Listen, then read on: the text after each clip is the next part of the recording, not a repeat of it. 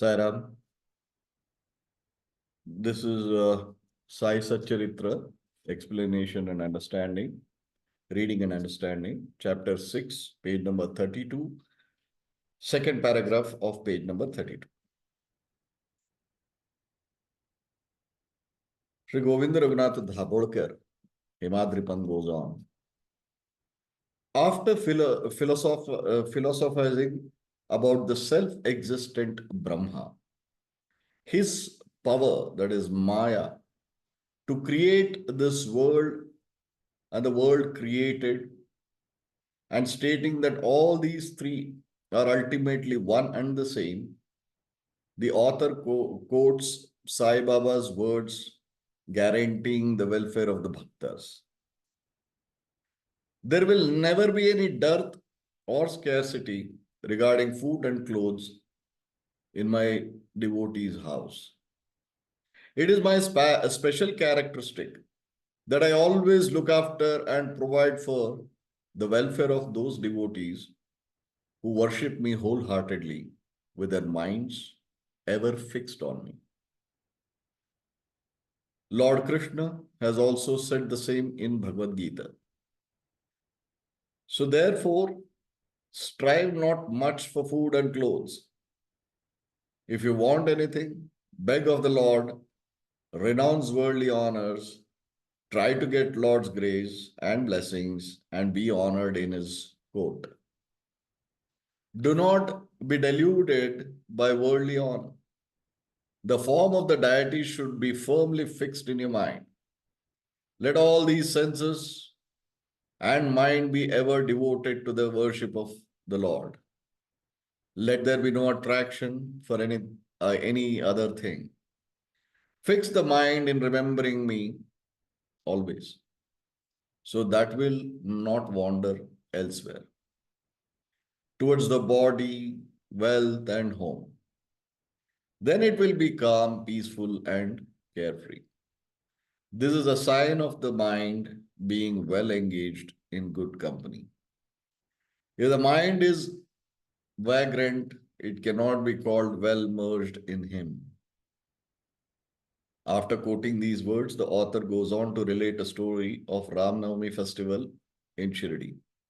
As Ram Navami is the most celebrated festival in Shirdi, another fuller account, as published in Shri Sai Leela magazine in 1925, page 197, is also referred to, and a summary of the festival as related in both these accounts is attempted here.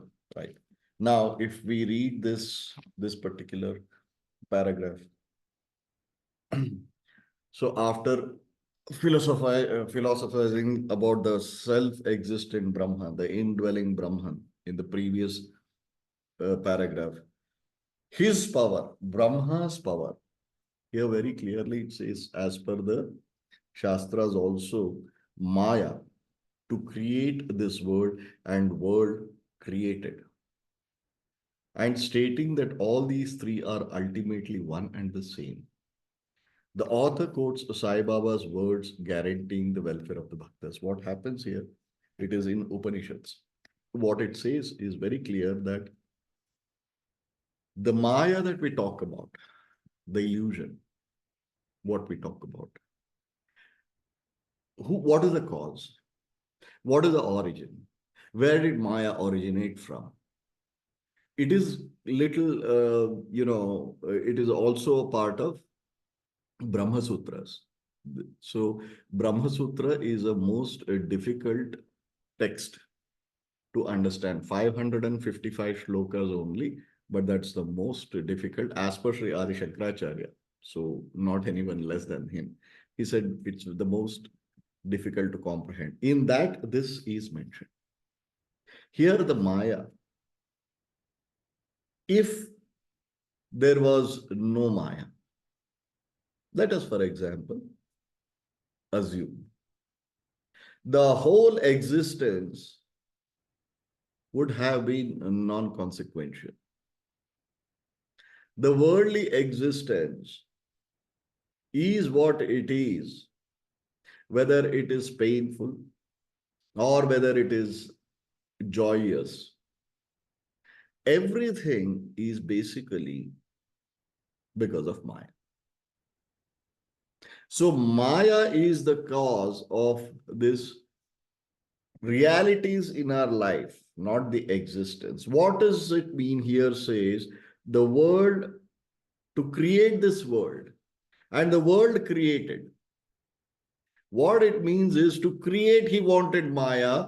For the world to be on the way it is functioning, he needed Maya. Without Maya, the world is non-existence. Non-existent in the sense that you have realized, the whole world is realized. So there is no Leela. It comes to the, eventually it comes to the word Leela. Leela is the play. So what it means in one of the interpretations, in one of the Puranas, in fact, very beautifully interpreted, he says that those days, so there were no televisions or movies. So what it says is, when you sit and watch a play, when you sit and watch a play, you know that every actor who is in the play is just performing. Neither the joy is real, nor the sorrow is real. Neither the killing is real, nor the birth is real. Everything is a play, and you know it. You know it, yet you are enjoying it. Yet you are in pain. Because if there is any painful sequence in the drama or the play, right, you will feel the pain. If it is very joyous, you will enjoy the joy. If it is anything funny, you will laugh. So this is very beautifully explained even in Puranas, right? So this is what it is said. This is pure Shastras, which is mentioned in these two lines. After philosophizing about the self-existence Brahman, Aham Brahmasmi, his power, that is Maya, the power of Brahman is Maya.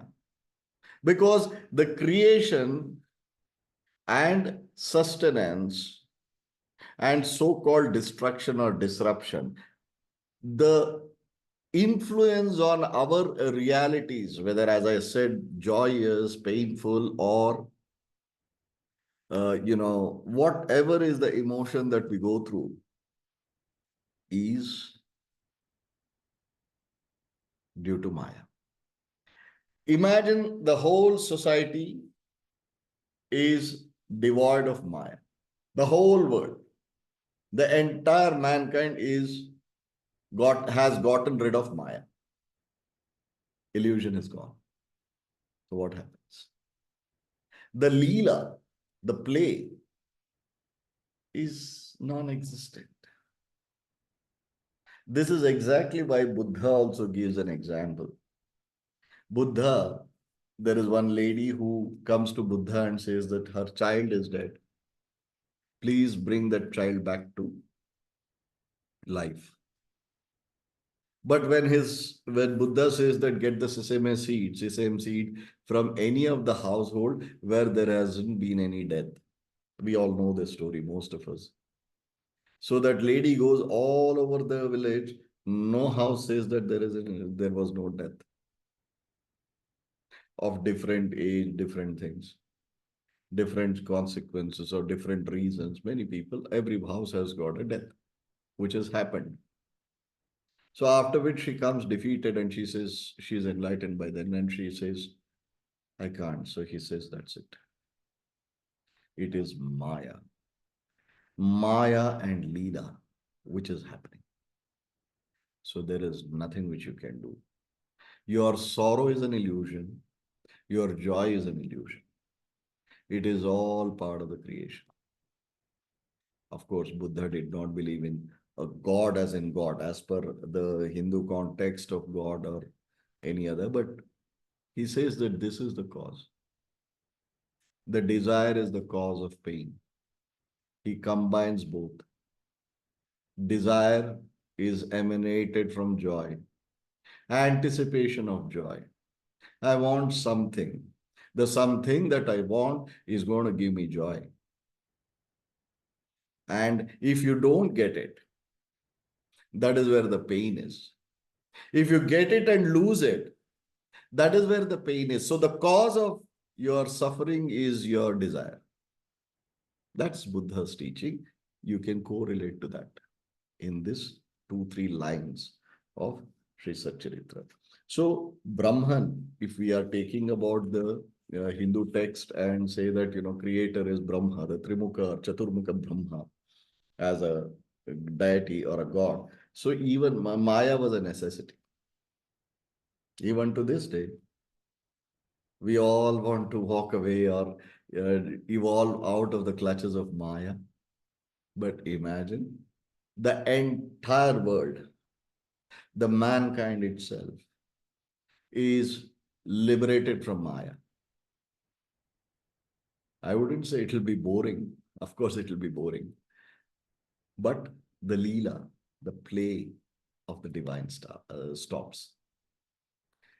So again in Purana, it is very beautifully explained that like you enjoy, I mean, it's not a literal sense, please don't take it in a literal sense as explained in Purana, just to bring in some amount of, calmness in the minds of people to convince, the Purana says, exactly like the way you enjoy the play, gods enjoy the play on earth. You all are mere actors and actresses. You are all part of the play which is being watched and enjoyed by the gods. That's what Purana says.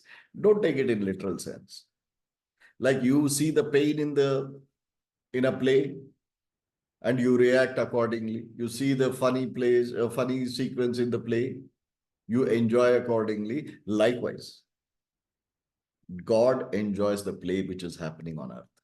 This is said in Puranas in a very lighter way, right? And he goes on and stating that all these three are ultimately one and the same, because finally it says that this is a cycle of this play. Someday this earth also will disintegrate along with everything which is on the surface of earth, which is including us. Again, the play begins. So finally, the Maya, which is used for what is already created, and what is going to create in the terms of how it is going to manifest further. So again, the creator himself, the Brahman, eventually everything is the same. The conscience is the supreme. That is what he says in this Ishavasya Upanishads. This one sentence says. So the author quotes Sai Baba's words, guaranteeing the welfare of the bhaktas. There'll be never, there'll never be the dearth or scarcity regarding food and clothes and other things anyway. So what he says, Lord says, whatever you want, there won't be any dearth.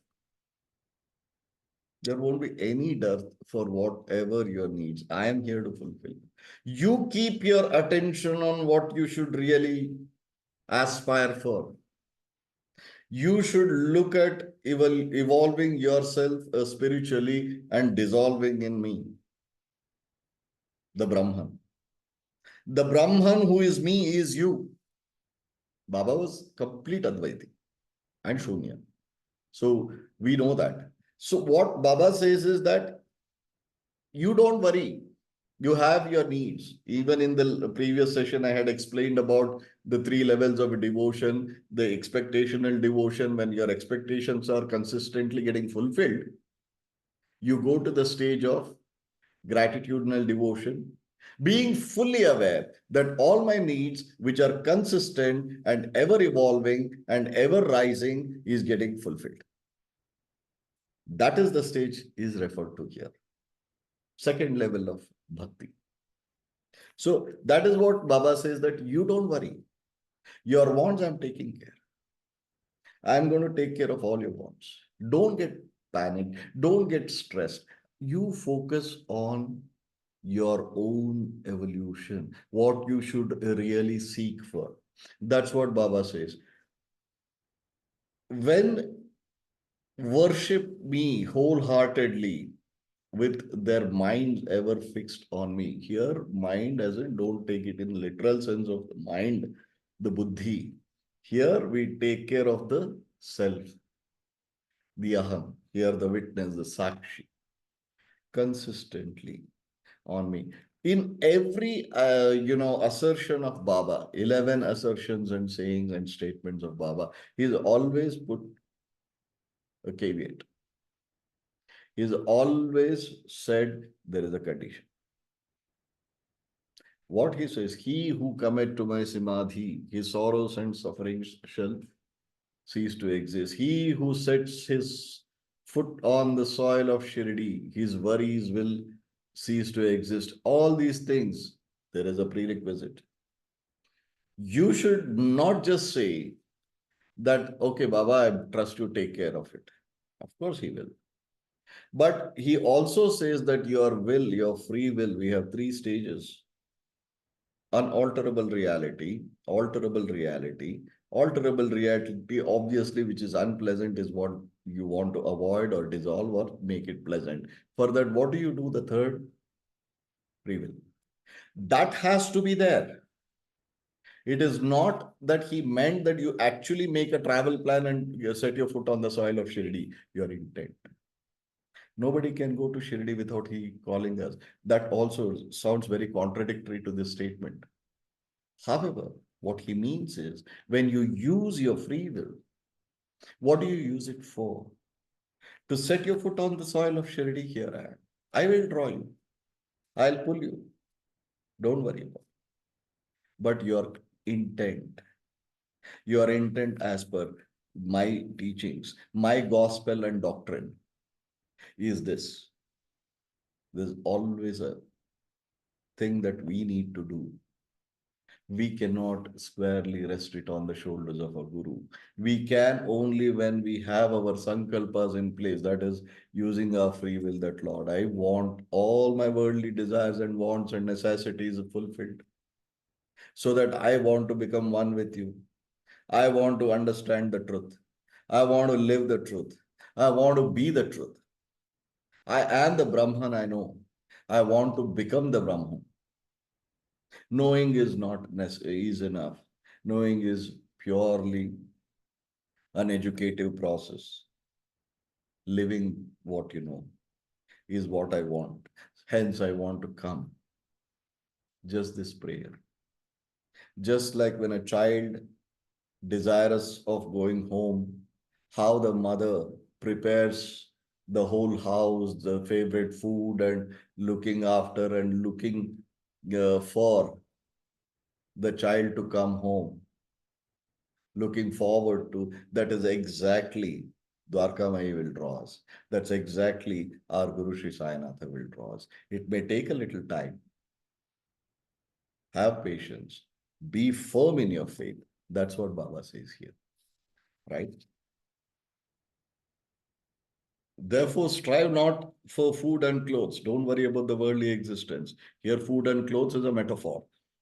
If you want anything, beg for the Lord, beg of the Lord, renounce worldly honors, try to get Lord's grace and blessings and be honored in his court. Darbar Malika, his court, his abode. When he says honor, what does it mean? Honor, worldly honors. Don't get attached to ego. Don't get clouded. Don't get fogged with all your worldly accolades, praises. In one of the quotes of Leo Tolstoy, he says that the one who praises you with a malicious intent is your biggest enemy. He is just giving you ego massage to manipulate you or divert you from the path. So Baba is very carefully saying that you have to get rid of ego. Amongst the Arishad Vargas, Kama, Krodha, Lobha, Moha, Mada, Vatsarya, the most dangerous is the ego, Mada. So you have to keep an eye on that. Don't get carried away. Those are all nothing. When we are gone, everything is gone. So don't get caught on to the honors. So you better seek seek a place in my darbar, that is my court. Then is the way to evolve and dissolve. Do not be deluded by worldly honor. Very clear. The form of the deity should be firmly fixed in the mind. Here, it's not that we take it as Saguna Sakara only. We are being Dvaitis, being Advaitis, we cannot take this literally as which is a Dvaita style of worshipping or performing our penance. He says the form of the deity has to be firmly fixed on your mind. It only means that your attention is always on the divine. So this again we should understand that written in Marathi by Govind Raghunatha Dhabodkar, Himadripal, transliteration which is very painstakingly tried by Sri Gunaji. So some places it is written in Marathi which is translated to English may or may not give a little different interpretations and meanings the way it is written. So lack of better words and sentences to be formed, right? So let us not take it literal sense. Let all the senses and mind be ever devoted to the worship of the Lord. Let all the senses and mind be ever devoted to the worship of the Lord. Let there be no attraction for anything, any other thing. Fix the mind in remembering me always, so that it will not wander elsewhere towards the body, wealth, and home. Then it will be calm, peaceful, and carefree. This is the sign of the mind being well engaged in good company. Conscience or the self, the aham, is the purest, and it is engaged in good company. What can be better company than ourselves? When you are not happy, when you are alone, you are in a bad company. That's a quote which is very, is something which it just came to me. When you are alone, when you are spending time with yourself, the company that you are in, which is yourself, the state of contemplation, and if you're not happy, you're in a bad company, right? He says that engage in a good company, satsanga, like we all have sat together selflessly, peacefully, as a family, we sit and discuss, chit chat. That satsanga is what he is recommending. Engage in good company. If the mind is vagrant, it cannot be called well merged in him. The thing is, the illusion, the mind is a monkey. It keeps hopping from here to there. Lot of thoughts, lot of emotions, lot of confusions, lot of things. It always tries to digress us from our path. Mind and Maya are the same. It's not different. Maya is mind, mind is Maya. However, he says that it cannot be called a well merged in him. How do we do it? Sakshi. You cannot control the mind. Don't try to control. You cannot suppress the mind. Never suppress anything, including the vasanas. Don't suppress. Because when you are suppressing something or controlling something, it is there. It's not gone. It is there. It is suppressed. How long can you suppress it? Let us take physically. How long can you hold the spring down? It is suppressed. The moment you feel tired and you remove your finger, the spring bounces back. Exactly how, if you control the mind or if you suppress the mind, that is going to bounce back in multifolds. Hence, in our Shunya Kriya, it is very clearly advocated that do not suppress. Do not try to control. You just witness it. How do you deal with the mind? Initially, starting. In the beginning, we deal with the mind by reasoning. You start reasoning with each and everything. You are in a disturbed state of mind. Reason the cause and have a holistic approach. You manage the moment where the mind is monkeying around by witnessing it. Subsequently, what happens? That you are segregated and separated from the mind.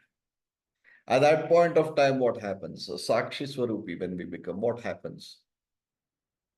You start ignoring the mind. First, you witness it, you reason with it, then you start by default. It's not that you're consciously doing it, you start just ignoring it. Finally, it goes. Nirvichara Samadhi. That is the only way to deal with mind. People say you have to control the mind, you have to control your temptations, you have to suppress those. If you are controlling, you're still, it is a bigger mess because you are still holding on.